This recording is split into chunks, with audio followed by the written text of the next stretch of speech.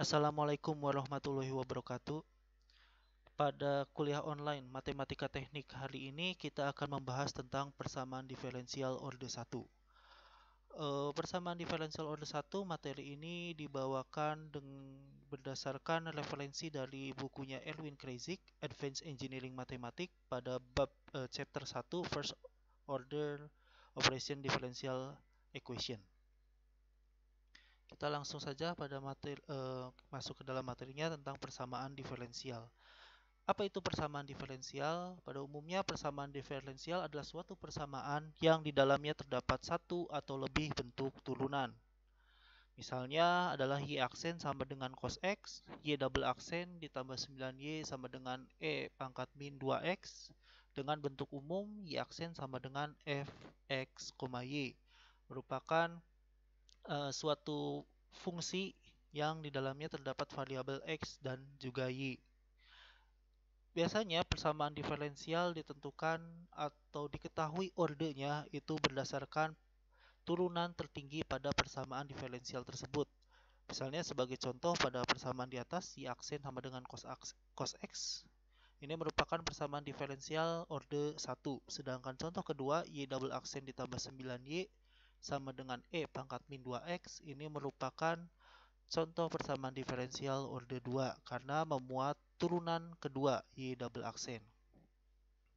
Nah, yang ingin kita ketahui dari suatu persamaan diferensial adalah solusi atau nilai Y, variabel Y, yang dapat memenuhi persamaan diferensial tersebut.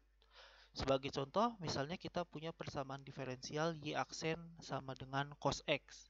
Maka yang kita ingin ketahui adalah bentuk Y-nya dari persamaan diferensial tersebut. Dalam hal ini, kalau kita lihat dalam bentuk integralnya atau anti turunannya, maka Y yang cocok adalah sin X ditambah suatu nilai konstanta, sebut saja C. Jika kita balik kembali, variabel Y ini kita turunkan, maka hasilnya pasti menjadi Y aksen sama dengan cos X.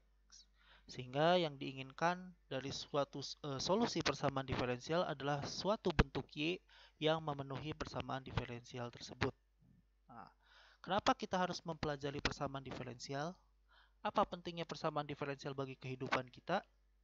Kita akan lihat suatu konsep dasar kenapa kita perlu belajar matematik di dunia ini. Bahwa kita memiliki sebut saja sebuah sistem secara fisik.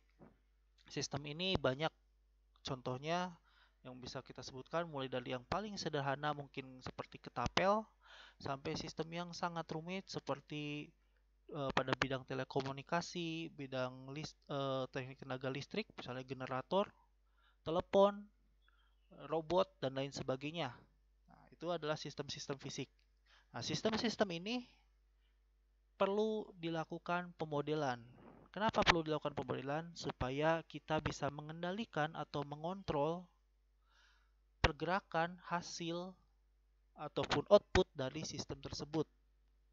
Nah, saat kita memiliki modelnya, maka dibutuhkan suatu solusi matematis yang diperlukan atau yang dihasilkan dari model matematis tersebut untuk mendapatkan interpretasi fisik atau sistem tersebut diharapkan menghasilkan keluaran yang diinginkan atau setidaknya memiliki kesalahan atau galat yang cukup kecil.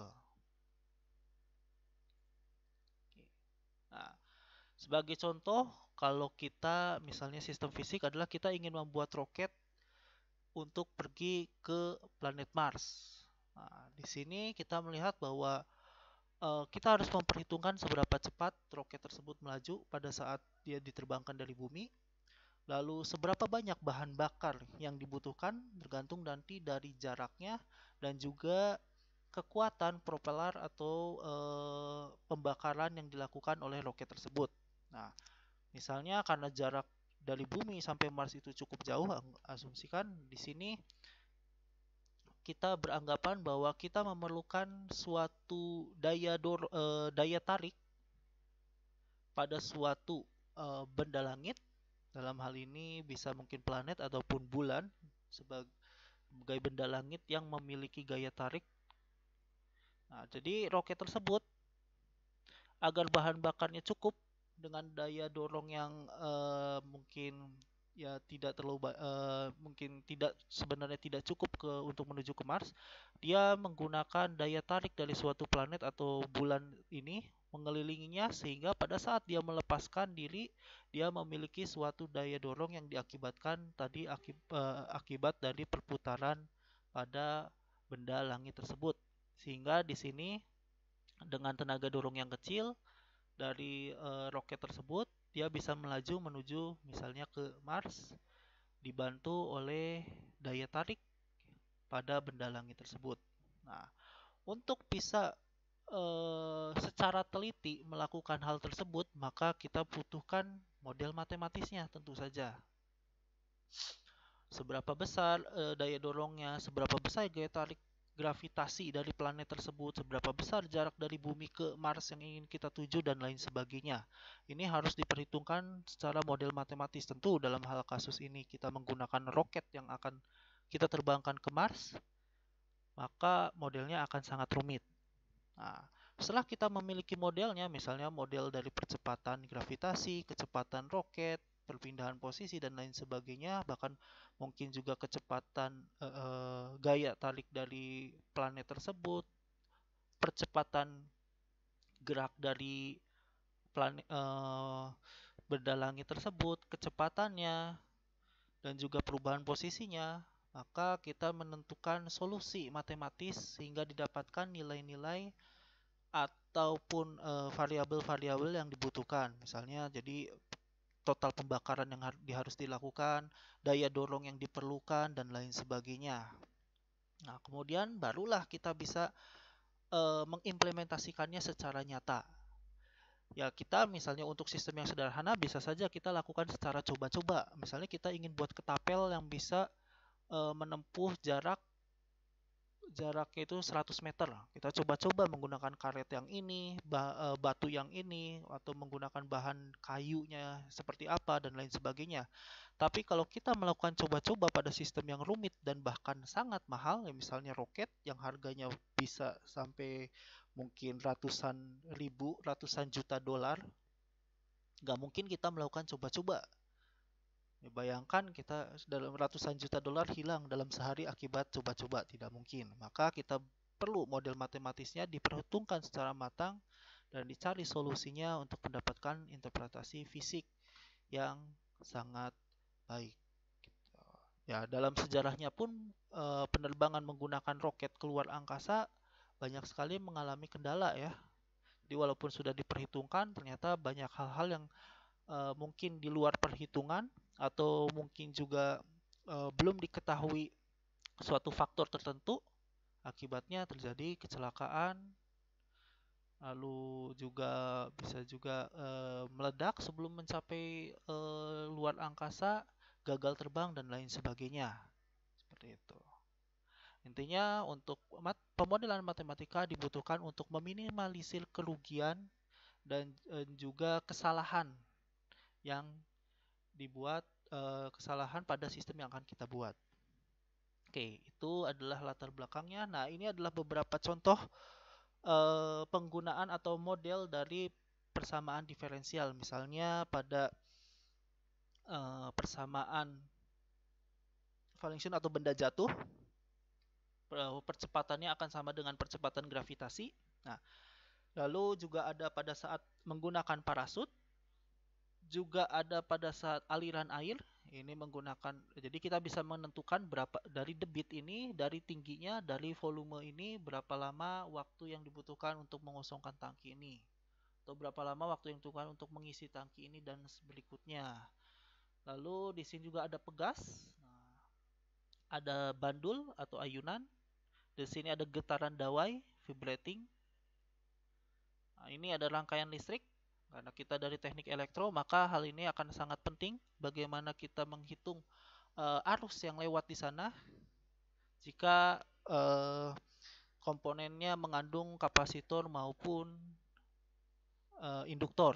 Nah, pada saat komponen mengandung rangkaian itu mengandung komponen induktor dan juga kapasitor, maka dia memiliki persamaan diferensial order 2.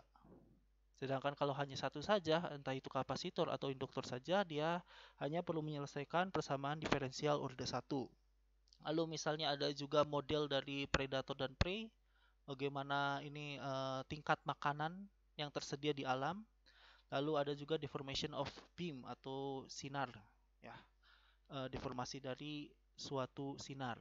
Oke, dari sebenarnya untuk sistem-sistem yang tidak terlalu rumit, misalnya anggap aja benda jatuh. Untuk yang benda jatuh, kita bisa melihat bahwa percepatan jatuhnya benda itu hanya dipengaruhi oleh besarnya gravitasi. Jadi tidak ada hubungannya dengan ketinggian, juga tidak ada hubungannya dengan berat benda tersebut, juga tidak ada hubungannya dengan apa lagi ya? Ketinggian, berat, dan juga kecepatan awalnya. Kecepatan hanya bergantung pada gravitasi. Artinya, kalau kita menjatuhkan benda di suatu tempat atau di suatu planet yang gravitasinya lebih kecil daripada bumi, maka jatuhnya itu akan menjadi lebih lambat. Dan di sini bahwa percepatan pun tidak dipengaruhi oleh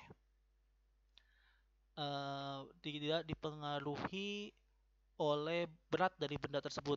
Artinya yang jatuh dari ketinggian misalnya 10 km, mau yang jatuh itu adalah gajah ataupun yang jatuh adalah orang, itu keduanya memiliki percepatan jatuh yang sama.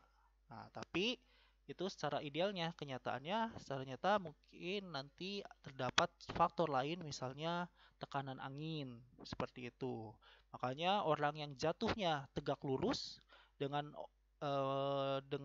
kucing yang jatuhnya dia bisa istilahnya apa ya, merenggangkan keempat kakinya seperti terlentang seperti itu, maka jatuhnya bisa dalam percepatan yang berbeda. Itu karena sistemnya lebih kompleks lagi kalau sudah kita mengikuti tentang eh, tekanan angin, lalu tahanan angin dan lain sebagainya. Nah, di sini untuk vibrating itu contohnya adalah gitar. Kalau kita tahu misalnya gitar, biola, semua alat musik yang berdawai, bagaimana dia bisa menghasilkan suatu frekuensi tertentu itu tergantung dari besarnya atau banyaknya getaran yang terjadi dalam satu dawai. Makanya untuk menghasilkan frekuensi yang berbeda atau suara yang lebih tinggi ataupun lebih rendah, itu panjang dawainya itu harus disesuaikan longgar atau kencangnya. Oke, pegas ini digunakan misalnya pada mobil. Bagaimana supaya yang namanya soft breaker itu yang menggunakan pegas di mobil ataupun di motor bisa menahan guncangan misalnya dari polisi tidur atau jalanan yang tidak rata, sehingga penumpang motor atau mobil tersebut tidak terlalu merasakan getaran atau guncangan yang berlebihan seperti itu. Nah, itu harus diperhitungkan berapa besarnya konstanta pegas supaya goncangannya lebih kecil seperti itu. Nah, ini adalah contoh-contoh dari pemodelan persamaan diferensial. Oke, kita lanjut. Nah, tadi kita sudah melihat solusi dari persamaan diferensial. Jadi, solusi persamaan diferensial adalah suatu persamaan yang dapat menyepadankan atau mensubstitusikan nilai Y tersebut, sehingga pada saat kita masukkan atau substitusikan pada persamaan diferensial tersebut menjadi cocok. Nah, misalnya seperti ini. Y aksen, dalam hal ini Y aksennya adalah dy per dx. Jadi jika dalam kuliah ini, jika tidak dinyatakan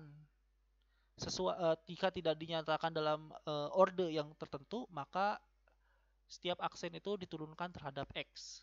Jadi Y aksen itu sama dengan dy per dx. Nah, mungkin nanti kalau misalnya kita nyatakan dalam bentuk waktu, turunannya bukan terhadap x tapi terhadap t. Jadi Y aksen sama dengan dy per dt.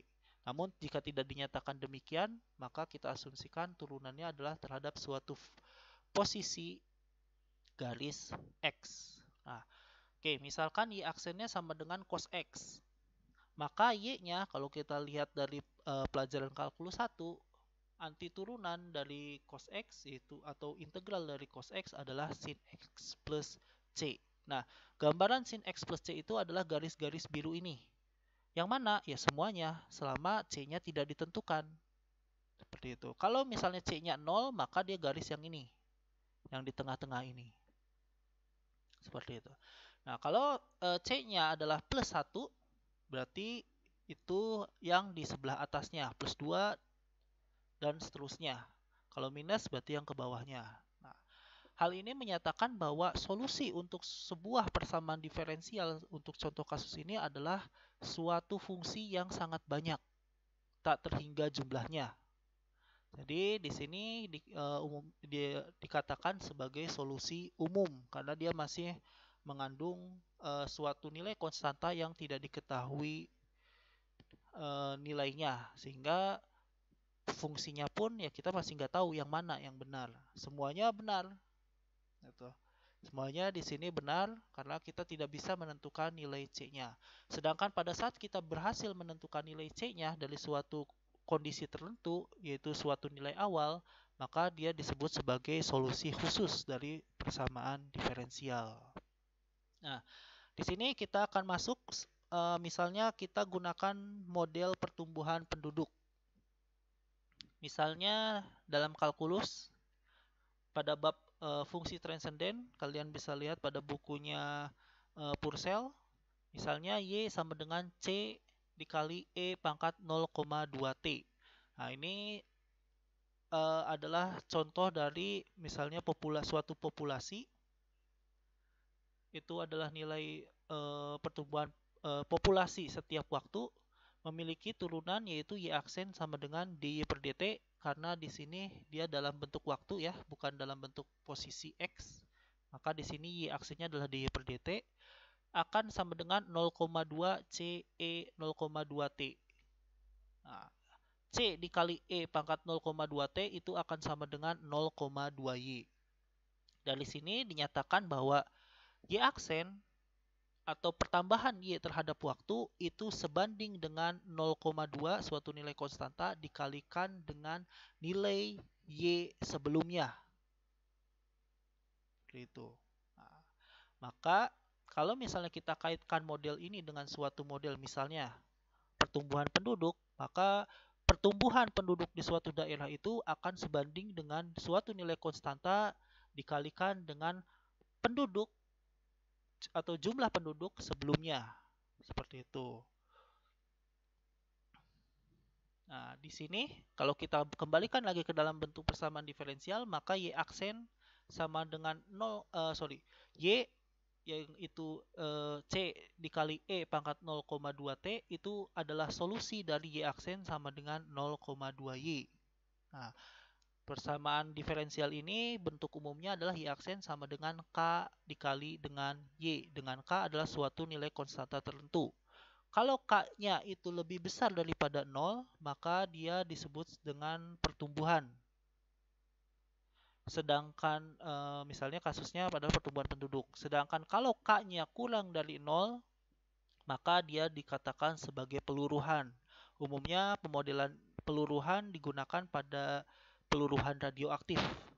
Karena yang namanya suatu unsur radioaktif itu akan mengalami peluruhan tergantung waktunya. Peluruhan artinya adalah keadaan suatu unsur radioaktif menjadi setengah. Dalam hal ini adalah masanya menjadi setengah dari sebelumnya. Seperti itu. Oke. Nah, berikutnya tadi kita sudah melihat bahwa bentuk pertama yang ini ataupun bentuk yang kedua ini masih memiliki suatu nilai konstanta yang nilainya belum atau tidak diketahui. Nah, supaya kita mendapatkan nilai konstanta tersebut, maka dibutuhkan suatu nilai awal. Suatu nilai awal ini adalah suatu nilai yang menandakan pada suatu titik tertentu. Nah, jadi nilai awal ini tidak selalu dimulai dari 0 seperti Pertamina. Tidak dari 0. Nah, belum tentu. Bisa aja nilai awalnya dari 1, 2, setengah, minus 5, dan seterusnya. Yang penting dia memiliki nilai awal, suatu nilai awal yang nanti akan disubstitusikan dan dapat mengetahui nilai C atau nilai K suatu konstanta yang tidak diketahui tersebut. Oke, sebagai contoh gini. Nilai awal misalnya kita sebut dengan Y X0 sama dengan Y0. Jadi untuk nilai X-nya sama dengan X0 dan nilai Y-nya hasilnya adalah Y0. Nah, misalnya saya punya persamaan diferensial Y aksen sama dengan DY per DX sama dengan 3Y. Atau Y aksen sama dengan 3Y. Artinya ini mengikuti contoh bentuk kedua tadi. Yang ini, bentuk pertumbuhan ataupun peluruhan. Dan kita membutuhkan fungsi eksponensial di sini. Lalu Y0 sama dengan 5,7. Nah, ini adalah nilai awalnya.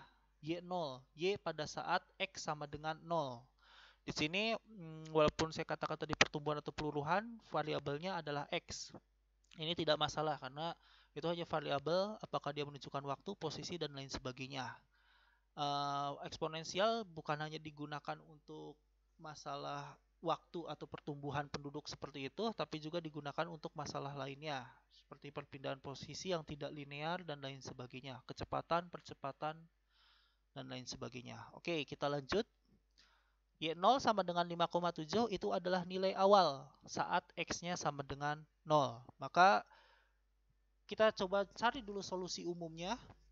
Tadi solusi umum dari YX sama dengan KY itu besarnya adalah YX sama dengan CE pangkat KX. Nah, seperti itu. Oke, jadi C dikali E pangkat 3X dalam hal ini. Nah, di sini kita masih memiliki variabel C yang kita tidak tahu nilainya apa. Nah, makanya di sini disebut sebagai solusi umum. Dengan menggunakan nilai awal, kita substitusikan nilai X sama dengan 0, sehingga C dikali E sama pangkat 0 sama dengan C yang nilainya itu adalah 5,7. Seperti contoh yang di atas, Y0 sama dengan 5,7. Dengan kata lain, C di sini besarnya adalah 5,7. Nah, saat sudah mendapatkan nilai C, kita substitusikan kembali pada solusi umum. Sehingga kita dapatkan solusi khusus yang besarnya adalah YX sama dengan 5,7 E pangkat 3X. Itu bedakan solusi umum dengan solusi khusus. Dengan kata lain, solusi khusus hanya bisa didapatkan jika kita memiliki atau mengetahui suatu nilai tertentu pada titik tertentu. Dalam hal ini dikatakan sebagai nilai awal. Next. Oke. Ini contoh untuk radioaktif atau peluruhan eksponensial. Nah, persamaan diferensialnya adalah dy per dt sama dengan min k dikalikan dengan y. Atau y aksen sama dengan min k kali y. Maka solusi umumnya adalah y sama dengan c e pangkat min k dikalikan dengan t. Dengan t adalah variabel waktu. Nah, misal kalau Y0-nya sama untuk Y0 itu sama dengan 0,5 dan K sama dengan 1,5, maka kita dapatkan C-nya besarnya adalah 0,5. Sehingga solusi khususnya adalah Y sama dengan 0,5 dikali E pangkat min 1,5 T. Nah, gambarnya kira-kira adalah seperti ini. Nah, di sini kita bisa melihat bahwa C ini karena ini merupakan Y0, nah, ini adalah nilai pada saat T-nya sama dengan 0, 0,5. Lalu dia akan meluruh atau menurun secara eksponensial negatif, nah, terus menurun hingga ke sini adalah mendekati 0. Nah, penurunan ini sangat dipengaruhi oleh besarnya K.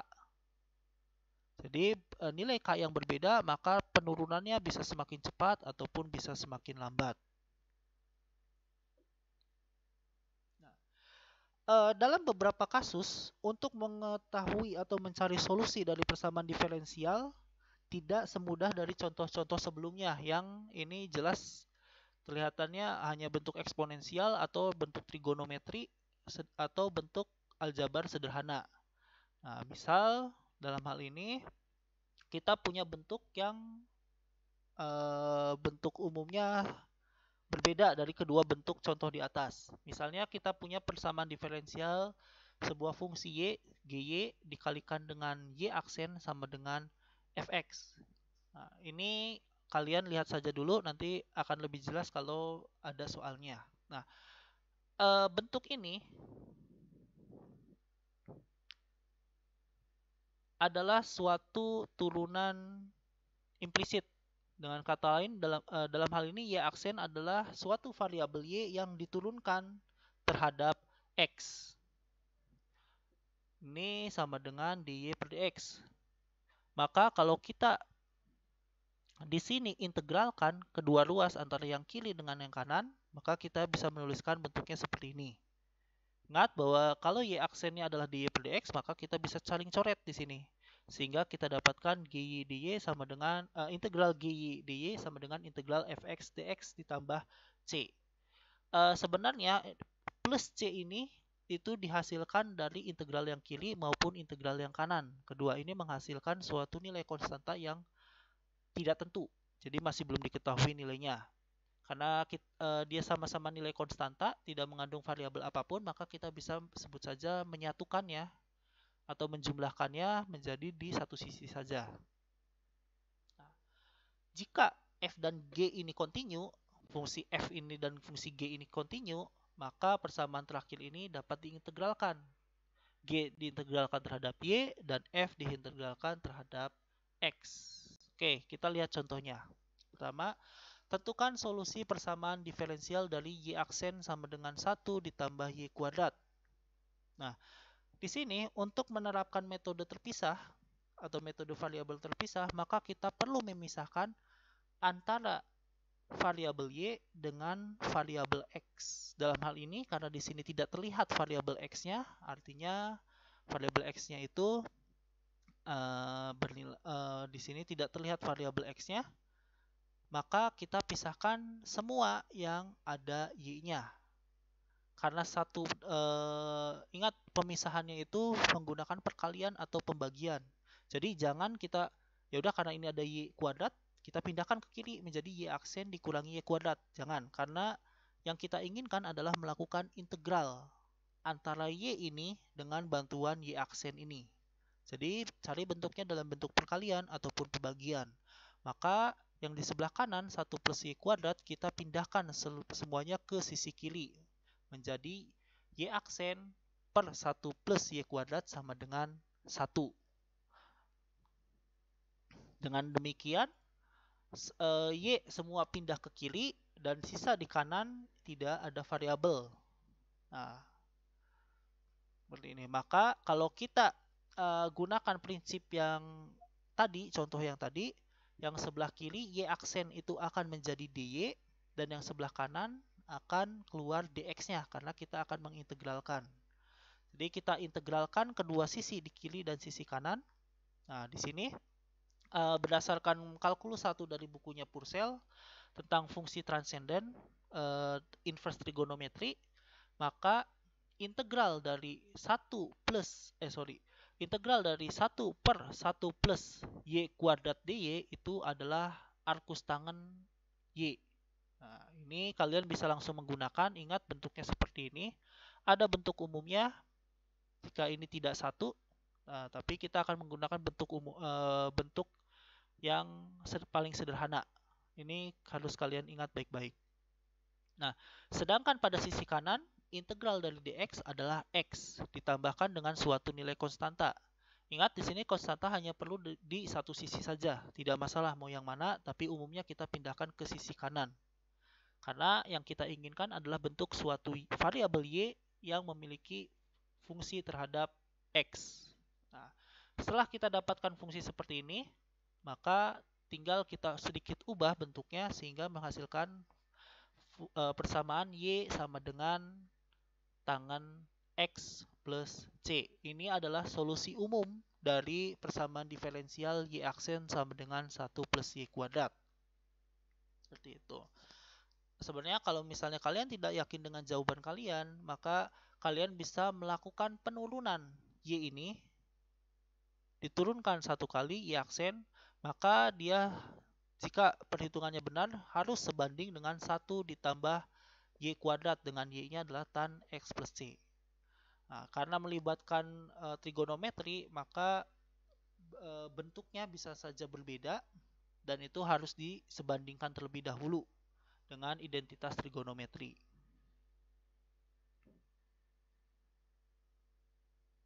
Oke.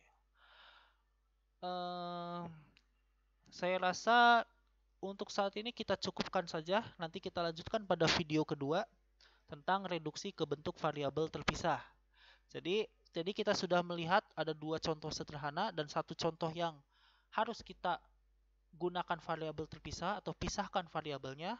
Nah, di berikutnya kita akan membahas tentang bagaimana kalau sulit untuk dipisahkan antara variabel y dengan variabel x. Oke, maka kita akan sambung berikutnya. Terima kasih atas perhatiannya. Assalamualaikum warahmatullahi wabarakatuh.